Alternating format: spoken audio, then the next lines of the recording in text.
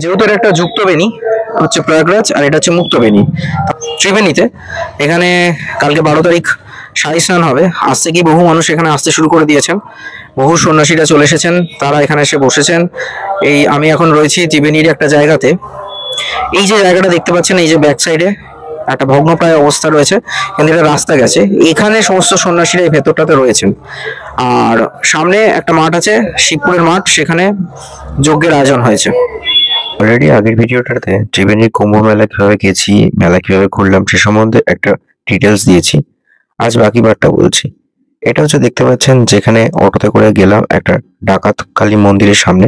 সেখান থেকে গিয়ে আমাকে মেন যে ফার্স্ট ধরন পড়ছে ত্রিবেণী কুম্ভ মেলা, সেখানে নামিয়ে দিল। দেন তারপর আমি সেখান থেকে সোজা চলে যাই একটা মাঠে, শিবপুর মাঠ। সেখানে দেখলাম একটা ক্যাম্প মতো করেছে হেলথ সার্ভিসের জন্য, প্লাস খাওয়ানো বা ভান্ডারের মতো দিচ্ছে। নো ডাউট যে বাঁশবেড়িয়া পুরসভার মানুষজন প্রচুর হেল্প করেছে, মানুষজনকে গাইড করেছে, আর পুলিশ প্রশাসন যথেষ্ট অ্যাক্টিভ ছিল। এরপর আমি চলে যাই গঙ্গার ঘাটের দিকে। গঙ্গার ঘাটের দিকে দেখি অলরেডি মানে 13 তারিখের আগের দিন গেছিলাম, 12 তারিখে ভালো ভিড় আছে। সেখানে মানুষজন নেমে পড়েছে স্নান করার জন্য। তখন জোয়ার আসবে আসবে করছে, যথেষ্ট ভিড় আছে। গঙ্গার এপারটা হচ্ছে ত্রিবেণী, ওপারটা হচ্ছে কল্যাণী। তো কল্যাণীতে একটা মেলার আয়োজন করা হয়েছে, সেটা নদিয়া ডিস্ট্রিক্টের জন্য। আর এদিকে হুগলিতে হচ্ছে মেন আসল বাংলার কুম্ভ মেলা বা ত্রিবেণী সঙ্গম যেটা বলা হচ্ছে, সেখানে এই মেলাটির আয়োজন হয়ে থাকে। এখানে পবিত্র স্নানের জন্য আগের দিন থেকে বহু মানুষ আসে। পাশে একটি আশ্রম আছে, সেই আশ্রমেও অনেকে থাকতে শুরু করেছেন। এমনি ভোগের আয়োজনের ব্যবস্থা তো বহু জায়গা থেকে করেইছে, আশ্রমে পাওয়া যাচ্ছে। তো এই হলো মোটের ওপর ত্রিবেণীর বঙ্গীয় কুম্ভ মেলা। যে কুম্ভ মেলা শেষবারের মতো হয়েছিল 1298 সালে, তারপর 705 বছর পর আবার নতুন করে শুরু হয়েছে 2022 সালে।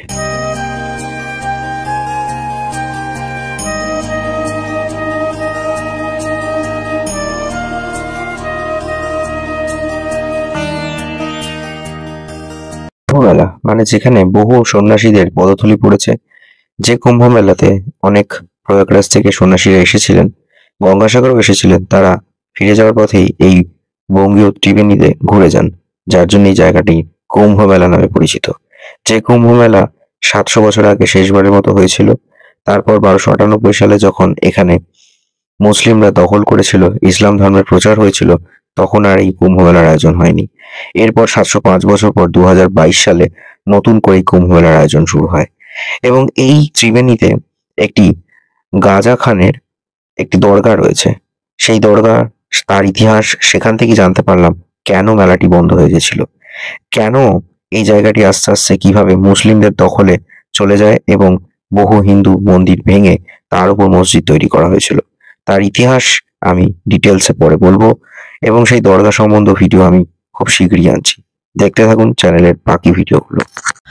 তো মূলত যেটা রীতি ছিল, 1298 সালে অবধি এখানে কুম্ভ শেষবারের মতো হয়েছিল। যখন গঙ্গাসাগর থেকে ফিরে যান পৌষ সংক্রান্তির বা মকর সংক্রান্তির স্নান সেরে, তারপর একটা মাস থেকে যখন মাঘ মাসের এই মাঘী পূর্ণিমাতে তারা এখান থেকে স্নান করে ফিরে যান। তো সেই জন্যই ছিল এই বঙ্গীয় কুম্ভ স্নান। তারপর এটা বন্ধ ছিল।